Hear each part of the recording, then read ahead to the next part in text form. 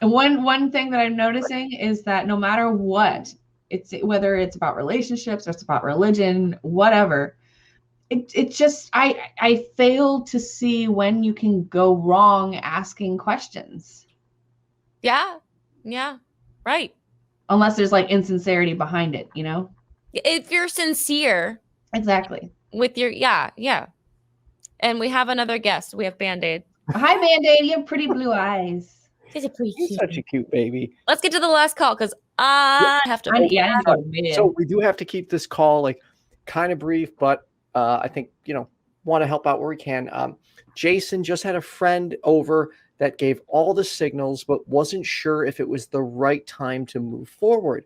Had planned a whole evening to see her, and she seemed upset. Jason, you're on with Jenna, Hannah, and me.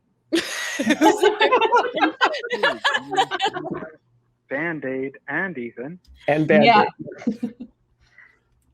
And Bandaid, yes, you guys. I met a friend in treatment, a little bit younger than me, and after we got out of treatment, she was going to come stay with me for a little bit, and she did. So I spent oh my god, $250 on a lift here in Canada. Oh my god! And came over. We went out on the town. And the last night she was with me, she's like, "You're gonna rub my back, and we're going in the bedroom." I told her like I would sleep on the couch, kind of thing, and you can have my bed. And no, that's not happening. But it was like right there. I rubbed her back, and I'm going a little bit down below the pant line, and I said, "Do you want me to rub anywhere else?" And we kind of giggled, and it seemed like consent at the time, but I just didn't go for it, and I don't know. And she seemed upset. I guess I needed like a. You said you didn't go for it? When she was going home, she was very upset. No, I did not. I mean, that's okay. I mean, did you want to? Of course I did. Yeah. That's okay. The whole idea, but like. So what's your question? Just like what you could have done, like to know that it was the right time, and that's what her intentions were. Next time, if that happens again, like what should I say?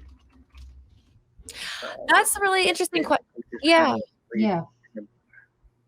Ethan, I feel like you'd be a good one for this because like I feel like have a really good method of like when the kind of heavy petting is about to turn into hanky-panky. I do, but I really don't want to be. It's just the problem is while I am confident in my own ability to read the situation, I'm not so confident in expressing how other people can read the situation. I love your answer.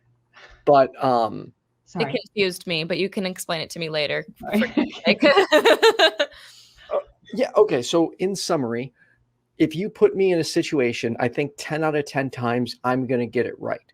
However, I can't comfortably explain to someone else how to tell when is the right time. Only because it's completely situational and it's really hard to say. Everything's different. There's so many factors at play. I think it is important, though. So this is where I'm a little different than what I used to do. I used to believe because I could read the situation accurately and I was never wrong, that it was okay to base it solely on their body language. Now, I prefer to go for a little bit more clarification and just directly ask if, they're comfortable what's happening or if they want to have sex. So to you, yeah. The reason that you are confident in your abilities is because you have practiced that. Yes. Practice can teach you a lot of things that you aren't necessarily thinking, oh, I've put that together, but your brain puts it together. And so it's like, oh, I just know this. Well, you learned it at some point, and now at this point, you know it. So that's, I think, what you're feeling is you've learned what to look for, It's just you don't know that you can necessarily give enough of the clues that you pick up on to express it to someone else that they can understand it and accurately interpret it. Right? Right. But to practice, I think, is the key there, is that it literally just takes practice, because of the fact that I think we've said it a little bit earlier, that everybody's different and every situation is different. You know, every pair or trio or whatever is different. It's, you know, it just depends. And so it just takes practice. Right.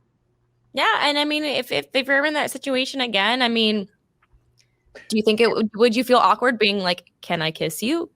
Because like, I don't think that's a really like mood killer question. I mean, that's like a good start. You know what I mean? I've said that before. Yeah. You know, there's actually one question that almost turns me on. We were both kind of bummed out when, yeah. Well, that's the other thing. So I have unfortunately upset some women by taking longer than normal to make a move. But yeah, I think that's better than making a move too soon. Yeah. And you can always express like, hey, look, I really wanted to put the moves on you, but I didn't want to give you the wrong impression. Or I wanted to make sure you were comfortable, you know.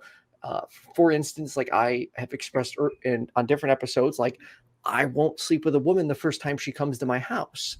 You know, I want her to feel safe and not pressured in any way. So I wait for the second. Well, I shouldn't say I wait for the second time. And that's when I pounce. No, that sounds so bad. But I mean, I just don't do it the first time. But you expressed that. And I remember we actually had a conversation at some point about, you're like, well, what do I do? Like, express it. So this is the thing, is I'm noticing another trend is, what do I do when I'm feeling this? Tell somebody that you are feeling this. Yeah. Or that you're thinking this, or that you're not thinking this, or that you're not feeling this. Tell them. And so that's what I was going to kind of get to is, God, the more direct you are, I feel like the more you turn me on. Like the question that I love probably the most when in trying to get involved with somebody is, and I'm going to say it in like the sexiest way possible. Ready? Do you consent? Right? Like, didn't that work? And you're like, yes, I do consent. But you know what I mean? Like just black and white. I mean, it's even if it's not sexy, it's funny, and so you don't lose.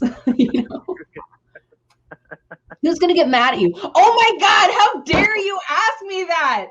Right. You ask me for consent. I know. So it's funny. I have seen, unfortunately, some, you know, conservative men push that, like, you know, why would you ask a woman? That's such a turn off. No woman wants that. And it's like, I'm sorry.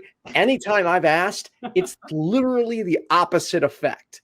Like, yeah, at least in my experience, they're more into it when you ask permission first. I would giggle if someone asked me if I consented. Yeah. But it wouldn't ruin the mood. I'd just be like, yeah. Well, but even little things like that, I mean, it's not going to kill it. Especially if you're like rubbing her booty, like, right? like I think that you like, we're doing okay. Invite her over again. Let us know how it goes. Will she come back? Please update us. I would love to hear how this goes. Hopefully, you know, if she's still into you, you know, let her know you'd like to try again. And if she's willing and she's interested, you can approach the situation with more confidence. You know, obviously, as long as you discussed it prior to. Thank you, Ethan. Remember, confidence, not arrogance. And yes. It takes practice. You may come off arrogant to somebody the first time you try. That doesn't mean that you are necessarily until you get, you know, a little bit more practice. Well, Jason, I hope we're helpful. I would love to have you call us back to let us know where this situation goes. But thanks for taking the time to call in. I will definitely do that. Thank you for taking my call, guys. Anytime. We're rooting for you. Again, just friends. We're just bros, man. Thanks for the show. Crap, I hit drop.